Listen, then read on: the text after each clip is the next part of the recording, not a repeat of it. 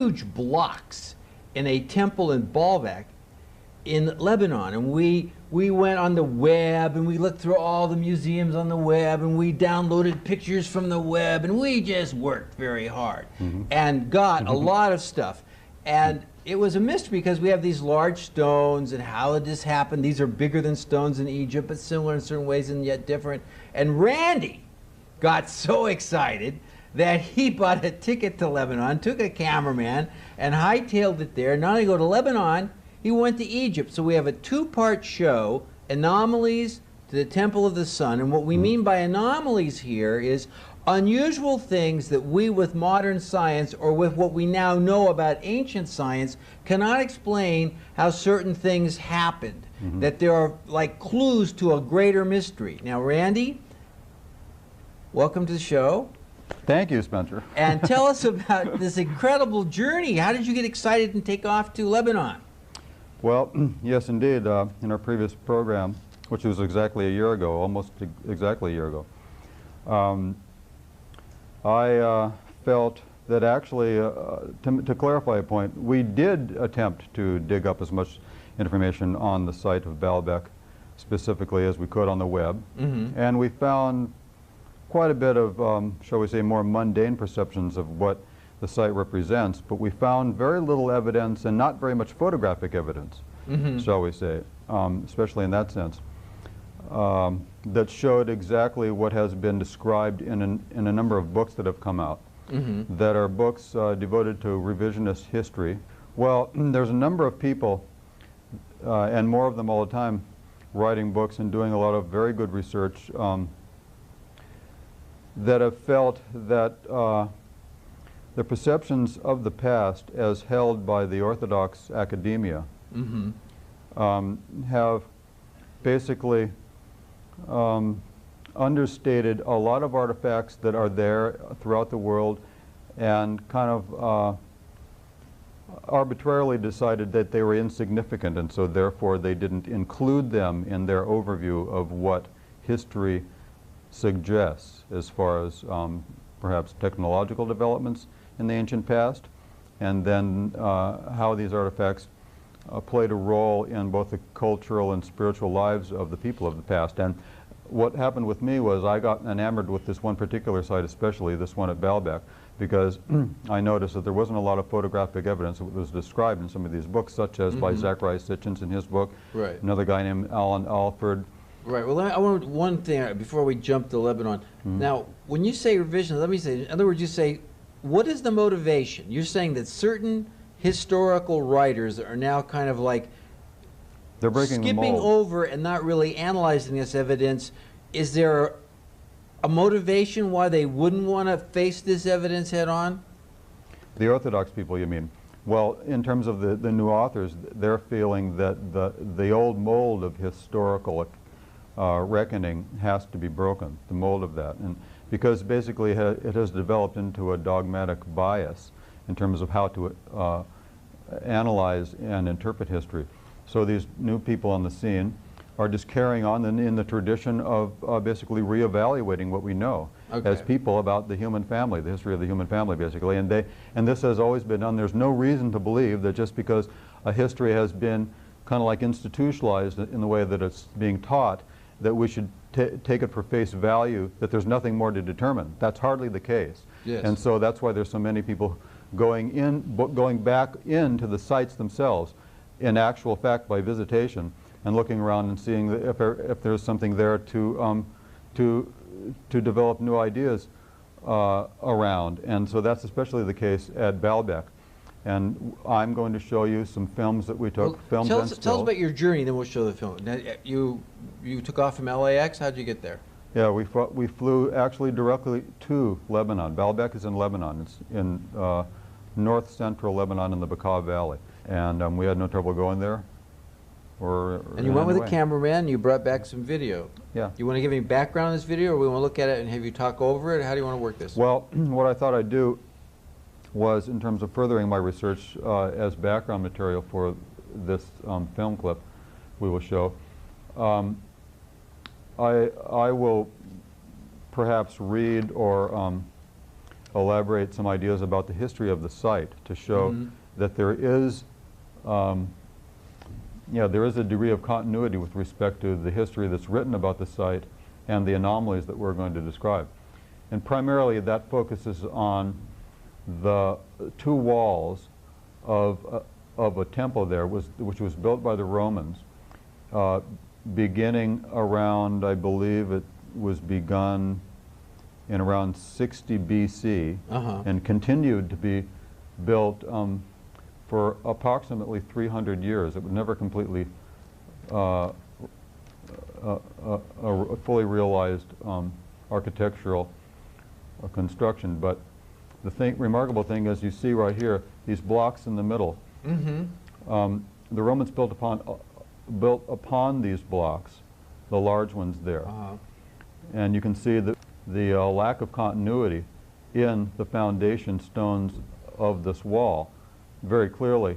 It was as if the smaller blocks at the far right and at the top were added on. Yes, you can see that very clearly. Now the history of these blocks that you see go back into time immemorial. And as a matter of fact, I'll read from a book written by the curator of this site for 37 years, named Michael Aloof. He says that the tradition states that the fortress of Baalbek, this is not the fortress, this is the temple, known as the Temple of Jupiter, built by the Romans generally, that's what it's known as. But the tradition states in the town, in the area, in Lebanon, that the fortress at Baalbek, which is nearby on Mount Lebanon, is the most ancient building in the world and was built by Cain, son of Adam, in the year 133 of the creation. Wow. And then another. Now this is another example here of the above is the Romans, and the kind of the rough stuff is the older, going back to the time of Cain. Well, that's pretty far back. That's what the tradition says. I mean, that's the Adam and Eve. Of course, I don't believe. And the revisionist historians are going back and saying, let's listen to these traditions and give some serious consideration to why these people say these things, and not presume that they've just made it up or created a myth for the sake of creating one, right? Now, is this that big? The big these blocks and that one's the ones on the very top, right? They're known as the trilithon, trilithon? And they weigh over 1,100 tons. So the remarkable anomaly is that how these could have been moved. 1,100 tons, one block. Precisely. You can see how precise they're mounted there. Look at that stuff. That's amazing. Exactly. Now the point I'm trying to make here is that the history shows that into time immemorial, this site has been recognized as, in one way or another, in one form or another, being constructed in this site. And it goes back actually into the whole story of Genesis. So there's a man who's still alive, whose name is Christian O'Brien, who's been basically doing a process of analysis both in terms of etymology and philology of the ancient texts left by the Sumerians and the Babylonians and the Akkadians, and pre-biblical texts by the Hebrews, and coming to the conclusion that the history that's accounted in all these ancient texts is basically a history that includes this site, but not the temple that's built above these giant blocks. Not this Roman addition. No. That's being pointed out by the finger. That's the Roman addition up there. Right. That's relatively modern. In fact, the parts that you're seeing now were actually a reassemblage of the blocks actually after it was torn down by the Arabs, and they rebuilt it to fortify it and use it as a fortress. But these blocks here are totally anomalous and inconsistent with the apparent building that you see there on the left now. And so we're trying to evaluate that in terms of a history that's not academically acceptable. It's outside the parameter of an ancient view that anomalous things, namely the movement of such blocks. I mean, we've looked into this to the degree of talking with engineers and crane operators that move large blocks to tell you that if you expected primitive people to do this all by hand, it would have been virtually impossible, because there's no way you can maneuver blocks that weigh hundreds and hundreds of tons. I mean, it's staggering just to imagine how much these things weigh. But as you can see here, me coming through this doorway, now this is on... How far were they from the site where they were quarried? The quarry where they believe most of the blocks that you see everywhere, both used by the Romans and these, come approximately a mile away only. But nonetheless, we're talking at a time wherein they didn't have the wheel, right? This predates that kind of technology by actually thousands of years.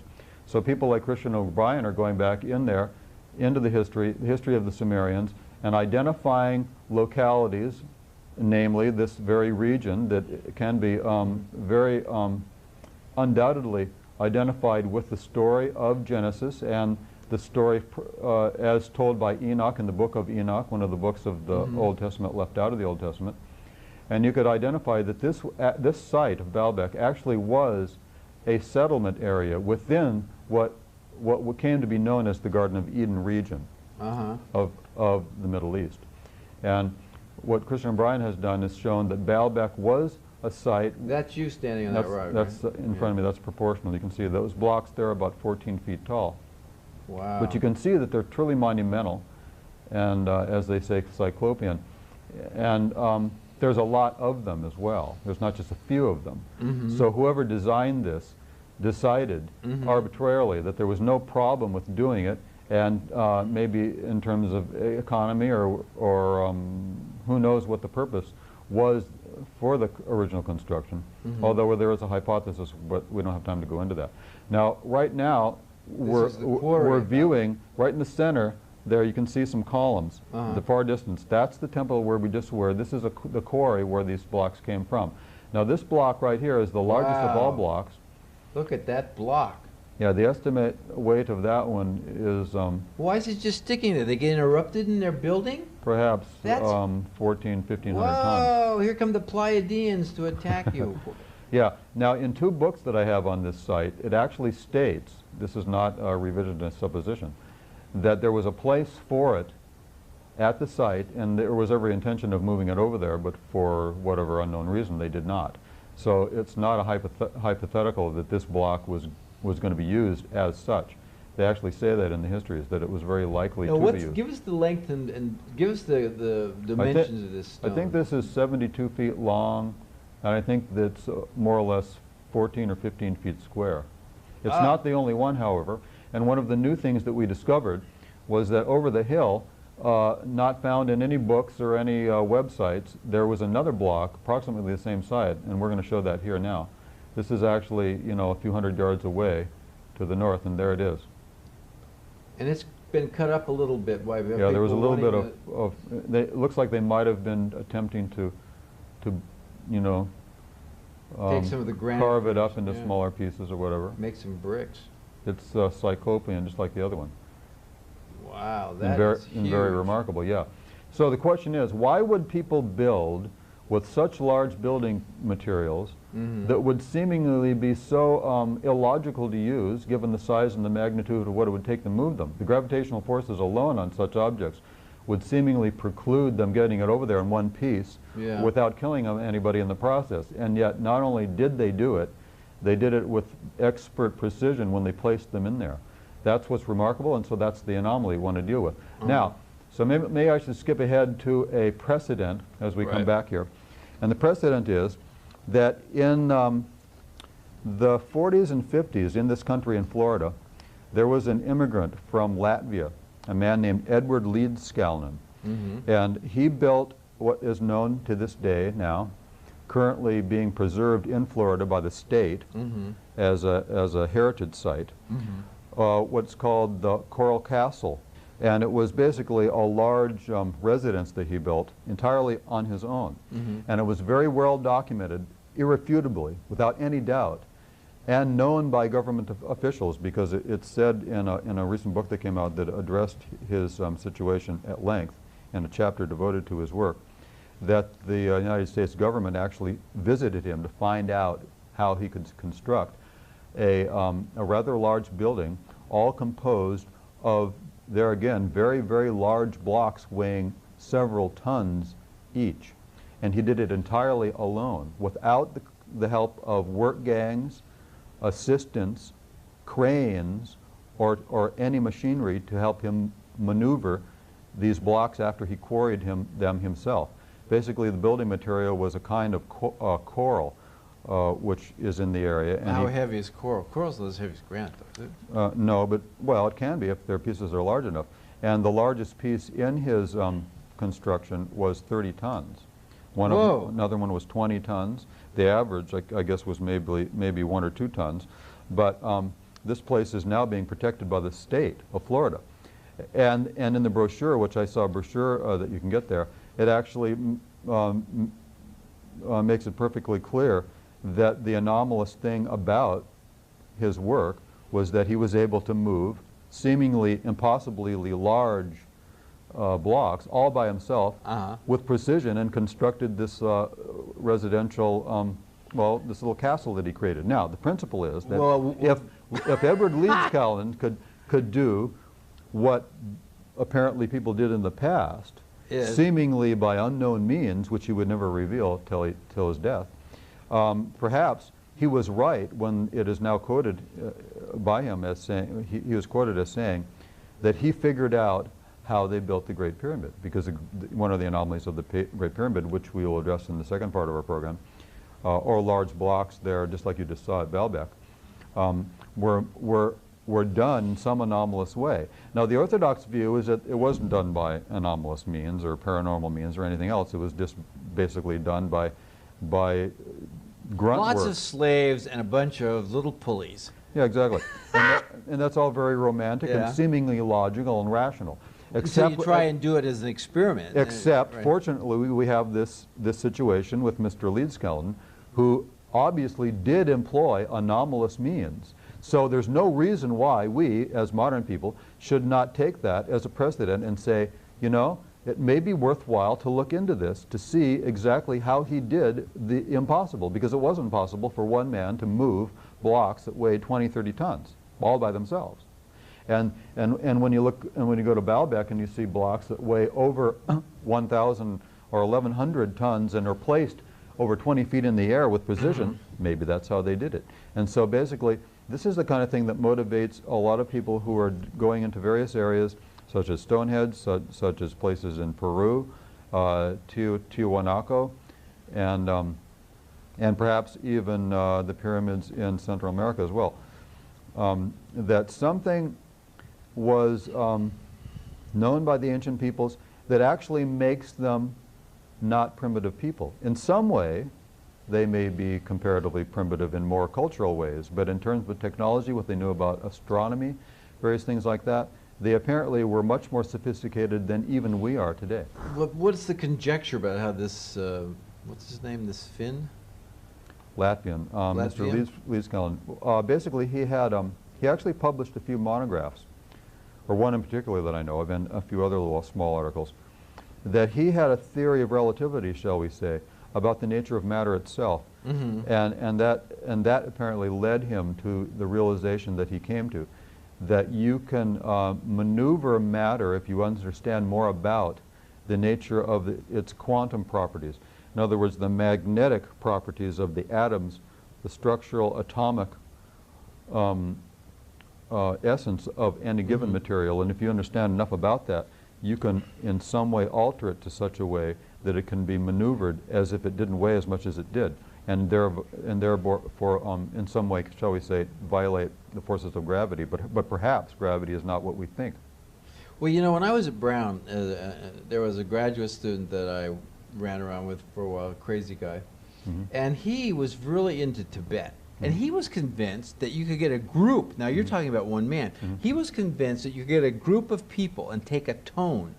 And with a tone, you could actually come by a tone to the tone of this mass. So if you got your tone of monks, you know, and you keep working on the tone of that mass, that when you hit the tone of the mass's gravity is released for a moment, and it's like a balloon, and they would just float these things up. He was convinced of this, and it was very interesting to talk with him, because it is a very captivating idea that, that the mind itself is in fact the most powerful tool on the planet. Right, as in the aphorism, mind over matter. Well, I've heard that theory specifically related to the situation you just described myself. And as a matter of fact, there's no reason why not to consider that as a serious possibility, because science, in the orthodox sense, has in fact been pursuing the paranormal. And they don't highly publicize the fact that they have been researching it, but they have for actually quite a few decades now. And the truth is that the term mind over matter is not an overestimation of the possibility. That those people, and we're talking about Tibetan monks who are rather adept at what would be very remarkable feats of the control of the mind, you know, in conjunction with control and understanding of the spirit more. And it's perfectly within the realm of possibility. Now for the rational skeptic, since they haven't seen it done, then they would be inclined to not even to consider it as a possibility. But what I'm saying is that the revisionist historians that are coming up and making their mark now in more or less revising and redefining the history that we've known, they are open-minded enough to consider such things in light of the type of thing that we see at Baalbek, in light of the thing that we see at on the Giza Plateau. Well, let me get it this way. A lot of people in the marginal community that goes to these expos and things that we all love to get all of our knowledge about a lot of things that are kind of crazy, but some of them are obviously probably going to be true. The question is,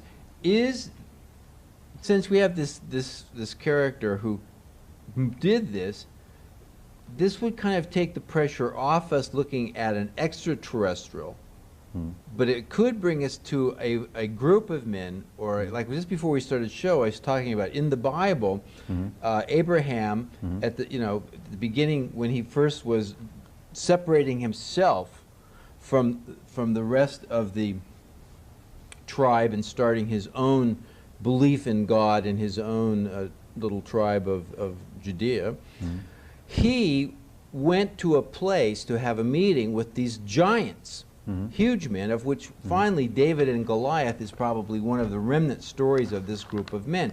The question would be, and we're running out of time in for this part, but could it also have been that it was a group of people who, for one reason or another, they're not recorded in history, but we have whispers of them in the Bible, and we have whispers of them in Chaldea, and we have some whispers of this group of people in Egyptology?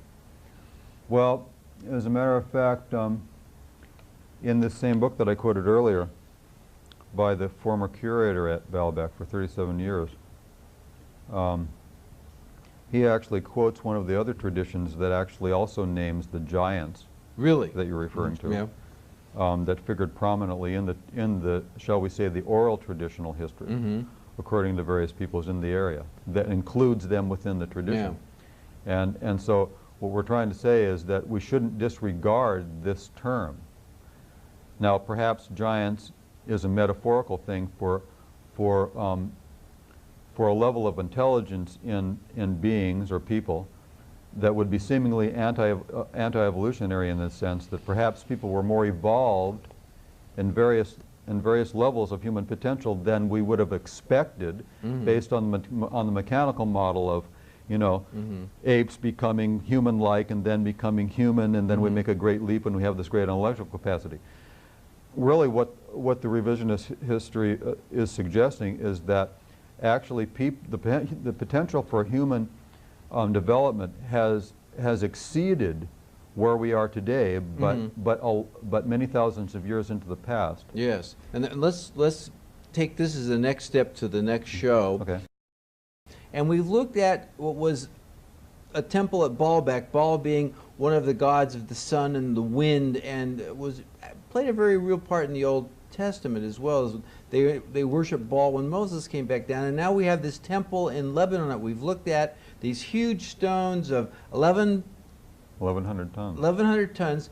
And in our next show, we're going to move now to Egypt and follow Randy Kopang and his wild escapade into the mysteries of the past.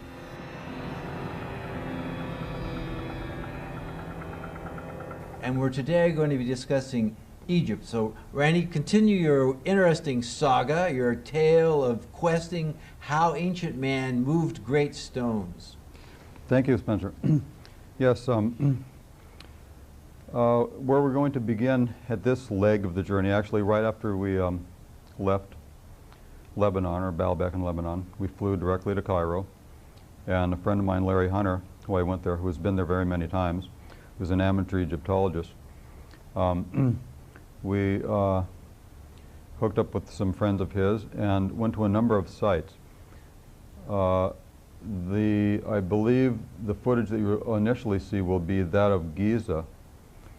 The very first scene, in fact, will be a scene, basically just one small segment of the Great Pyramid at Giza. And I thought I'd open up with that image so you can get an idea of the average size of the blocks that were used in the Great Pyramid, the largest pyramid.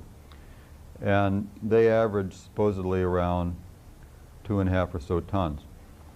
And I wanted the audience to have a memory there of what that average size block would be compared to many others that you'll see in the ensuing few scenes, wherein the blocks are many, many times larger than that. Now, some of them are on the Sphinx, right? Well, no, not actually on the Sphinx. They're near by the Sphinx, adjacent to the Sphinx. And actually, a number of them are, I believe, near what has been identified as a mortuary temple in front of the second pyramid. Yes. And the other thing we're going to be looking at is looking at the theory that so many people advanced. Well, they had these tools and they have enough slaves that these little copper tools, they could carve these rocks. And we're going to have a roll-in of an expert showing how the copper tools that they have in the Egyptology Cairo Museum, excuse me. In the museum, these tools just look pretty futile compared to the rocks. So there's this big, and yet everybody's, oh, you get 80 million slaves, some of them Jews, white little Jews, you know, and they're going to make these rocks. I don't buy it. So we're going to see it. Should we roll it in now and talk over it, or you have more prep? Well, let me introduce that portion of the footage in the sense that you're not going to know who that is unless I kind of like prepare you for now. The person that you will see, kind of interjected in the footage that I brought, is from a presentation given by one of these revisionist authors that I referred to in the first program. These numerous people who are writing this alternative, shall we say, hypothesis on the ancient history. And his name is Christopher Dunn. And his book is titled The Giza Power Plant. It's been out for about a year. And he is a 30-year engineer and machinist who is applying his knowledge to the evidence in Egypt, around the pyramid and at many other sites throughout Egypt, in fact, that shows the signs of not actually handwork done with seemingly primitive tools that are limited to copper. But actually he shows unequivocally in some cases that there was obviously some kind of more highly developed technology well in advance of the ancient primitive means of people who were doing this basically 3,000–4,000 years ago. And therefore, my contention is that that's anti-evolutionary, at least in terms of the evolution of technology. If we consider what we are doing today with all this technology here making this show, is the end of an evolving, sophisticated process. So how could it be that 3,000 or 4,000 years ago they had what apparently seems to be some type of machinery? I like that term anti-evolutionary, because what you're saying is, like, here we have the history of everything, and right in the middle of the lizards is a mammal. How did that happen, you know? Well, these lizards were pretty smart. A couple of them got in the sun, got hot-blooded. So you're saying that really to have this kind of really fine stonework is actually anomalous to the whole accepted pattern of the tools and the trade skills that we can identify through the other archaeological evidence. Is that a fair summary? Yeah, it's totally contradictory and therefore seemingly anomalous that we would have evidence that does not, it's not consistent, it's incongruent, it doesn't seem to fit in the sense of presuming that technologically the Egyptians, actually would be more accurate to call them the Cometians, because Egypt was only called Egypt by the Greeks. The term for Egypt is actually called Kemet, and it would be more accurately to call them Cometians. That they were primitives in terms of technology. I mean, the pharaohs themselves were calling themselves Cometians. They weren't saying, I am an Egyptian pharaoh, I'm a Cometian pharaoh. Yes, now that just blows my mind, because I think I took some pretty good history classes. No one brought that out. No, of course not. But you see, this is the way knowledge is filtered. By only giving you one variation on on an approach to identify a people and what they were like. It's basically it becomes a knowledge filter, and it's a bias, and that's what the revisionists are trying to basically counter. And there's no reason why not to, because we're trying to be fair and unbiased in the sense that, hey, listen, there's obviously questions here. No one has answered all the questions. Hardly, in fact, they've basically, well, to quote I.E. Edwards, here I'll even read this. I.E. Edwards was one of the most renowned, famous expert in the Orthodox sense in pyramidology and Egyptology, and he was the curator of the Egyptian collection at the London Museum for many years. He's now deceased. But in his book, Pyramids of Egypt, he said, I will quote, "It must be admitted that pyramid construction is a subject on which the last word has certainly not yet been written," and that's the whole point why we're here. All right, well, let's go to this tape then. I want to say, there's an easier way to say this. In the words of Joe Friday and Dragnet, we, the revision, we are just interested in the facts, ma'am. Just the facts. Just the facts. Okay, and these facts are being covered up. All right, Okay. let's start. Now there you go. That's the average block at the Great Pyramid right there. And you can see that they're a good size and therefore difficult to move around. But Mr. Leedskalnin, as we referred in the first program, must have figured it out, because he said he did figure that out, how they move them into place, because he did it himself. Now those blocks there are estimated to be in the hundreds of tons. Exactly how much we don't know, but from left to right, that's one block there. That's in front of the second pyramid. This is also nearby that one that you just saw, in I believe what they call some kind of a mortuary temple or whatever, in front of the second pyramid. That whole scene was one block. Here are a couple of blocks. They're very, very large. This is just a more series of large blocks that we're showing comparatively. This kind of rough masonry hewn Yeah, stuff. this is the end of one, kind of the width, and in a minute you'll see that's how long that block is. That's probably one of the ones that they estimated to be 200 tons. Those are rather large. Those are limestone. Limestone. Now here are the tools. Okay, And these are in the Cairo Museum. Yeah. They're made entirely of copper, and you can see that they're rather seemingly primitive and simple. Simple. These are the tools that made the pyramid in the Cairo Museum. So Christopher Dunn will actually demonstrate in a moment, as we show him, demonstrate what it will be like to use a copper chisel when applied to a piece of granite. That's actually what he was going to demonstrate The here. use of copper chisels that have been actually hardened by hammering or work hardened.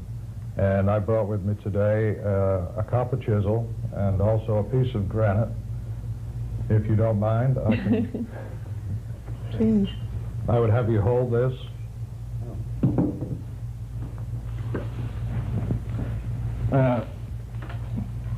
They confiscated I have a brand new ball-peen hammer. They confiscated my hammer at the airport. They will not allow The age hammers of through the airport terrorism. now. So I guess I'm going to have to leave this behind too. The corner is generally the weak area. This chisel was created for me by a fellow by the name of Bill Cronkite at the Emerald Metal Stamping. And so I'm going to attack this corner with the copper.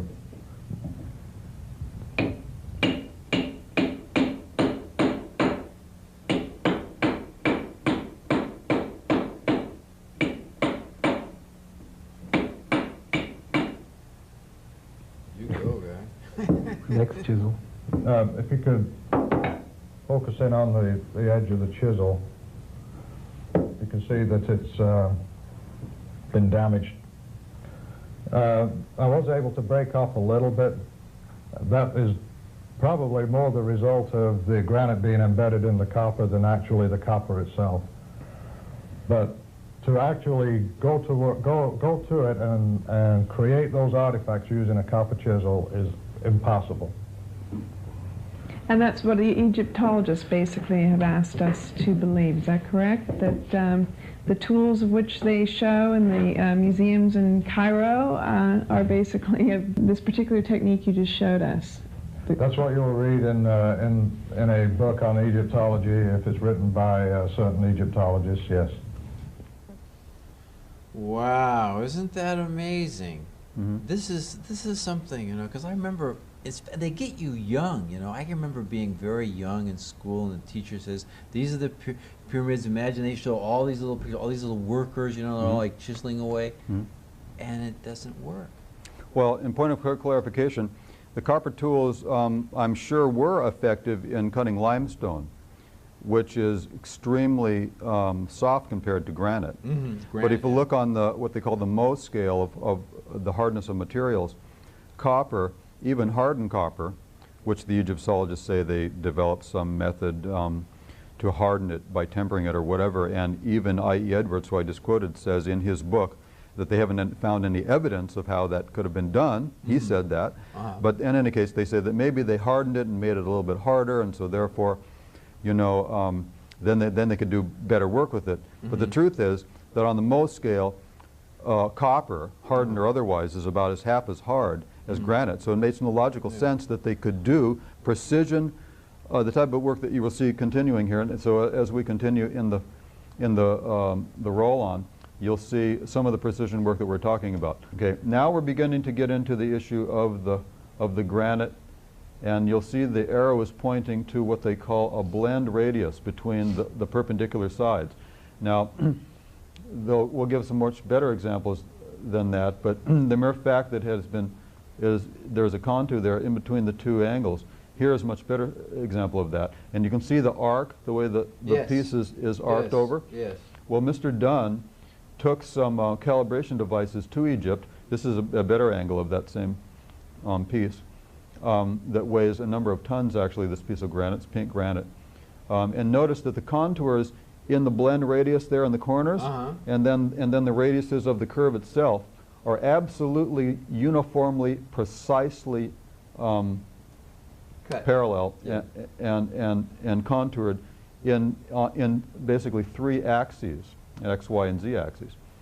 And his conclusion was that in no way could have been done by hand with copper chisels. Now here's a better contour. I photographed that photograph, and I'm here to tell you that those curves are absolutely uniform, just like they had some kind of a router or something that went right through it and cut it.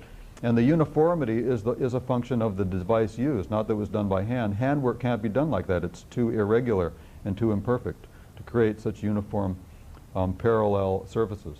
Here's some more of the blocks, very large blocks. These are also at Giza. And now we're going to go to another site to show more of the evidence of machining. And this will be a site that's about 10 kilometers or so south of Giza, where the pyramids are. And this is the site of Abu Sir. And there are 3 of the pyramids that are at this area, circa 2490 BC. That's the hypothetical time that they believe all this took place. However, the revisionist view is that actually the temples associated with these pyramids were there long in advance of when they were utilized by the pharaohs in perhaps the 5th dynasty. Now, is this another anti-evolutionary thing, or are these actually younger? This is the beginning of a series of photographs. Here you see some more that show absolute evidence of boring. Now, the conventional view is that they did have drills. The problem, though, is that they've never found any drills. Well, there's no evidence of drills in any So of these obviously digs. what we're showing is that they did have evidence of drills, but they never found any. Really all they ever found were copper chisels and some kind of like There's a hammer hand devices. in there, yes. But that's a rather large one. But the most impressive holes are right here in this shot, and some close-ups we have to show the scoring on the inside of the holes at the radius. Here's even more. Those holes are about 2 or 3 inches in diameter, and they're absolutely perfect holes. That material there was basalt. This is just, and here's another one. Wow. This is really, you had a good cameraman. This is very good contrast here to see the different styles of... Yeah, now here we have an example of this. As you can see, that's a perfect hole, and you can see little lines on the inside that are due to the scoring of the drill bit. Well, how do Egyptologists of the conventional Orthodox view explain these holes if you have no evidence of the tool? You can see the scoring on the inside. I see the scoring. Right, of the rotation. And actually, an unusual thing about the boring device that they used, and that material there you see is basalt. It's approximately the same hardness as granite. The types of drills that they used were actually hollow drills. They were actually tube drills, which was even more remarkable, presuming that they used copper drills, because they would be seemingly even weaker than if the drill was a conventional drill, as someone imagines a drill in their mind. These drills were hollow, so that it left a cylinder that had to be broken off after the drill went down. Do we use diamond bits to do that now? I mean, yeah. Well, with steel? we would use basically something that would be called silicon carbide, or perhaps with diamond tips on the drills to cut through that type of hardness of material. Yes, and of course you can imagine. Well, they must have had the technology to affix precious stones to the material of the copper if the drills were made out of copper. The whole thing is illogical. Now here's a copper lid. This has been addressed. What lid? A copper lid, basically. A coffin. Your coffin lid. Yeah. Copper lid. Sarcophagus. Yeah. Okay. Wow. Here's a shot of the facing stones that are the type of thing that are now missing from the 3 Great Pyramids, but this shows you what they would have looked like if they were still there. They've been removed. Because they were too valuable? Yeah, they removed them to use them as a building material. They were marble rather than granite, is that right? Not quite marble, but close to it. Mm. Now, how did they cut those stones right there? Is that sandstone? Well, there's no telling. Those are made out of red granite. Jeez. It's hard to tell how they did it. And we have just those little copper tools and 100 little slaves. Well, I might say though that there was a man in 1837 named J.R. Hill who found a piece of iron embedded in the Great Pyramid and sent it to the Cairo Museum, and it still exists there. It's the only piece of iron that was ever found that was absolutely irrefutably shown to be a part of the site where it was found, so they couldn't presume it was placed there later after the ability to make iron was developed. But actually, where Mr. Hill found it in 1837, it was emplaced between some of the blocks, I believe somewhere in the Great Pyramid, and therefore must have been there when the pyramid was constructed, and they didn't refute that. However, they don't make a big deal about it because, of course, the primary classic pyramid age, which was in the Old Kingdom of the dynastic period, which was divided into an Old Kingdom and a New Kingdom. The Old Kingdom ended around the 5th dynasty, and that's around, 2400 BC. Now, they ostensibly didn't have the ability to smelt iron or create iron. So when Mr. Hill found the piece of iron, they took it and they cataloged it, and then they just set it aside and forgot about it until recently some people went there and said, hey, listen, we know that they found it. A very renowned Egyptologist noted it in one of his books, and that's how they had evidence for it, and so they went there to see it for themselves, and it does exist. But they don't claim it has any place in history because, of course, it doesn't fit into history. So what I'm saying is that the find shows that obviously they must have had some kind of materials harder than copper, and that at least shows that in one instance it shows they must have had something harder, namely iron. But they haven't found really anything other than that, so it's an anomaly. So Mr. Dunn hypothesizes, with a great body of evidence, much greater than we've even referred to here. I mean, it goes on and on. We don't have time to discuss it. And it's over and above simply drilling techniques or the cutting and placing of precision-placed blocks that weigh 70 tons in the Great Pyramid, or these contoured pieces. It goes on beyond that too. But in any case, the point is that Mr. Dunn makes a case for this in the sense that you can very clearly see evidence of some kind of machining in various ways, not only drilling, the sawing of great pieces of granite, where in the book he shows that the grooves in the granite were left from the device that was used to saw the ends of certain things, and it must have been a machine that worked at high speed, because if you were going at a slow pace by hand, you would see that, oh, we're getting a little bit off, let's stop. But anybody who has the experience of like a skill saw or whatever, that kind of analogy, you know that when you start to go off, you miss it quite a bit, and you have to come back because blade is rotating so fast.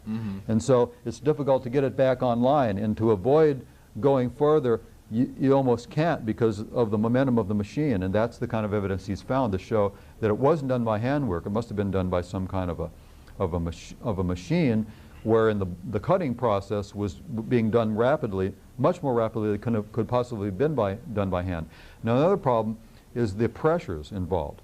When you're working on these materials like granite and diorite and basalt, the pressures that would have been involved to drill holes that are that big around would be extremely large in terms of pressures to bear down. How could a single man, bear many, I mean, God knows how many thousands of pounds per square inch to get it to go through there? See, these are the anomalies that we're talking about. Okay, now we're going to go on to our last piece of film, I believe, and that is Abu Ghraib. And this is a very remarkable place, one of the most remarkable, because you're going to see also evidence of the tube drill phenomenon. And right before you there, right there in the middle of the screen, is an altar, as they call it. This is an example of the same kind of material in a pavement or a podium that is this whole area was paved with. Now it's broken off. You can see the podium around it. Yeah. That whole area apparently was paved with that same material at one time, and that material is basically solid crystal alabaster. It's about as hard as quartz, I believe. And this circle that you'll see right here shows the irrefutable evidence of how they contoured this portion of this altar. You will see us freeze frame this in a second. And there again, it was evidence that they had this kind of hollow drill technology that drilled down in the corner and left these circles there and to the left and then to the left again. You'll see the radius of the cutting device that was used. So they drilled it down like in successive places to remove the material.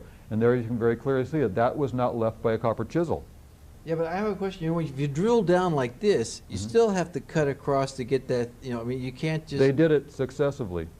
You see the radius next to each? See, there's another one next to the other one on the right. Yeah. See what they did? They went like, they did one, then they moved over the approximate radius, and then or diameter, and then they did another one, and then they did another one.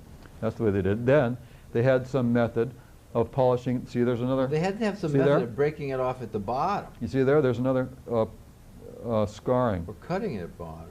Yeah.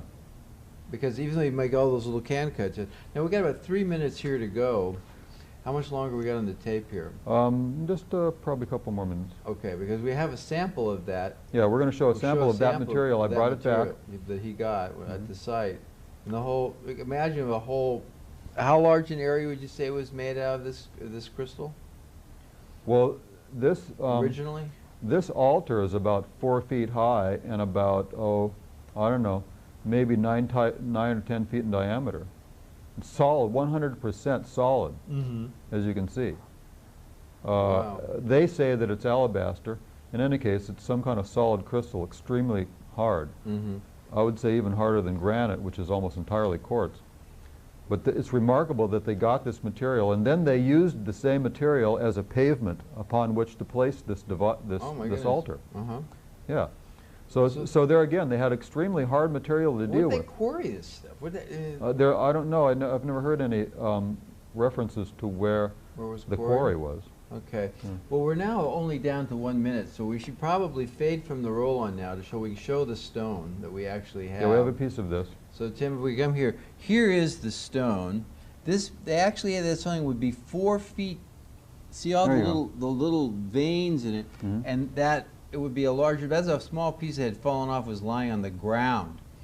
And we're going to conclude with, imagine how they were able to cut that with devices that we still don't understand how they do it. And let's conclude the show with, that's why we call this the anomalies. There are situations in these temples and their construction which are so unique and so different that we still don't know how, from the evidence that we have now in archaeology, how they did these things, and how they did them is a mystery. And we would appreciate if the historians, instead of not glossing over the facts, would meet these facts head on so we could have a greater understanding of the kind of human accomplishment and achievement that was truly done in ancient times. And Randy, I got to really thank you for coming on the show with this amazing video that you did and that amazing journey you made to Lebanon and to Egypt.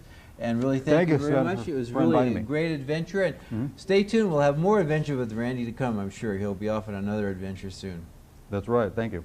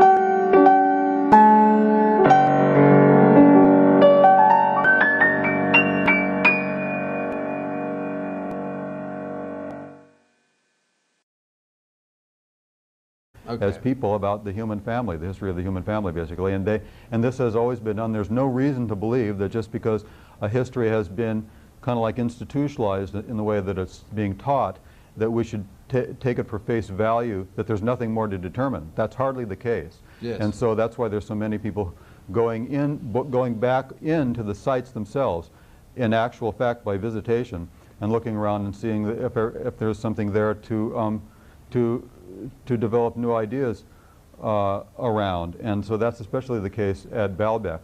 And I'm going to show you some films that we took, films and stills. Tell us about your journey, then we'll show the film. Now, you took off from LAX. How'd you get there?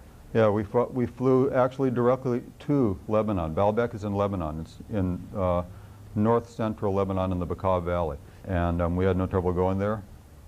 And you went with a cameraman and you brought back some video. Yeah. You want to give any background on this video, or we want to look at it and have you talk over it? How do you want to work this? Well, what I thought I'd do was, in terms of furthering my research as background material for this film clip we will show, I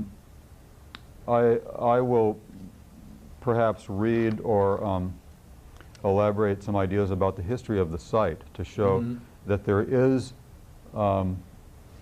there is a degree of continuity with respect to the history that's written about the site and the anomalies that we're going to describe. And primarily that focuses on the two walls of a temple there, which was built by the Romans, beginning around, I believe it was begun in around 60 BC and continued to be built. I'm writing books and doing a lot of very good research that have felt that the perceptions of the past as held by the Orthodox academia have basically understated a lot of artifacts that are there throughout the world, and kind of arbitrarily decided that they were insignificant, and so therefore they didn't include them in their overview of what history suggests as far as perhaps technological developments in the ancient past, and then how these artifacts played a role in both the cultural and spiritual lives of the people of the past. And what happened with me was I got enamored with this one particular site, especially this one at Baalbek, because I noticed that there wasn't a lot of photographic evidence that was described in some of these books, such as by Zacharias Sitchins in his book, another guy named Alan Alford. Right. Well, I want one thing before we jump to Lebanon. Now, when you say revision, let me say, in other words, you say, what is the motivation? You're saying that certain historical writers are now kind of like they're breaking the skipping mold. over and not really analyzing this evidence. Is there a motivation why they wouldn't want to face this evidence head on? The Orthodox people, you mean? Well, in terms of the new authors, they're feeling that the old mold of historical reckoning has to be broken, the mold of that. And because basically it has developed into a dogmatic bias in terms of how to analyze and interpret history. So these new people on the scene are just carrying on in the tradition of basically reevaluating what we know. Huge blocks in a temple in Baalbek in Lebanon, and we we went on the web and we looked through all the museums on the web and we downloaded pictures from the web and we just worked very hard and got a lot of stuff. And it was a mystery because we have these large stones, and how did this happen? These are bigger than stones in Egypt, but similar in certain ways and yet different. And Randy got so excited that he bought a ticket to Lebanon, took a cameraman, and hightailed it there. Not only go to Lebanon, he went to Egypt. So we have a two-part show, Anomalies to the Temple of the Sun. And what we mean by anomalies here is unusual things that we with modern science, or with what we now know about ancient science, cannot explain how certain things happened. That there are like clues to a greater mystery. Now, Randy, welcome to the show. Thank you, Spencer. And tell us about this incredible journey. How did you get excited and take off to Lebanon? Well, yes, indeed. In our previous program, which was exactly a year ago, almost exactly a year ago, I felt that actually, to clarify a point, we did attempt to dig up as much information on the site of Baalbek specifically as we could on the web. And we found quite a bit of, shall we say, more mundane perceptions of what the site represents, but we found very little evidence and not very much photographic evidence, shall we say, especially in that sense, that showed exactly what has been described in a number of books that have come out, that are books devoted to revisionist history. Well, there's a number of people, and more of them all the time, for approximately 300 years. It was never completely a fully realized architectural construction. But the remarkable thing is, you see right here, these blocks in the middle. The Romans built upon these blocks, the large ones there. And you can see the lack of continuity in the foundation stones of this wall very clearly. It was as if the smaller blocks at the far right and at the top were added on. Yes, you can see that very clearly. Now, the history of these blocks that you see go back into time immemorial. And as a matter of fact, I'll read from a book written by the curator of this site for 37 years, named Michael Aloof. He says that the tradition states that the fortress of Baalbek, this is not the fortress, this is the temple known as the Temple of Jupiter, built by the Romans generally, that's what it's known as. But the tradition states in the town, in the area, in Lebanon, that the fortress at Baalbek, which is nearby on Mount Lebanon, is the most ancient building in the world and was built by Cain, son of Adam, in the year 133 of the creation. Wow. And then another. Now this is another example here of the above is the Romans, and the kind of the rough stuff is the older, going back to the time of Cain.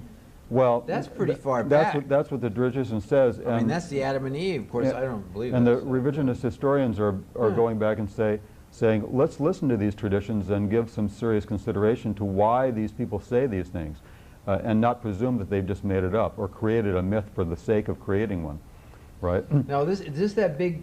The big these blocks in that one's the ones on the very top, right? They're known as the trilithon, and they weigh over 1,100 tons. So the remarkable anomaly is that how these could have been moved. 1,100 tons, one block. Precisely. You can see how precise they're mounted there. Look at that stuff. That's amazing. Exactly. Now, the point I'm trying to make here is that the history shows that into time immemorial, this site has been recognized as, in one way or another, in one form or another, being constructed in this site. And it goes back actually into the whole story of Genesis. So there's a man who's still alive, whose name is Christian O'Brien, who's been basically doing a process of analysis, both in terms of etymology and philology, of the ancient texts left by the Sumerians and the Babylonians and the Akkadians, and pre-biblical texts by the Hebrews, and coming to the conclusion that the history that's accounted in all these ancient texts is basically a history that includes this site, but not the temple that's built above these giant blocks. Not this Roman addition. No. That's being pointed out by the finger. That's the Roman addition up there. Right. That's relatively modern. In fact, the parts that you're seeing now were actually a reassemblage of the blocks actually after it was torn down by the Arabs, and they rebuilt it to fortify it and use it as a fortress. But these blocks here are totally anomalous and inconsistent with the apparent building that you see there on the left now. And so we're trying to evaluate that in terms of a history that's not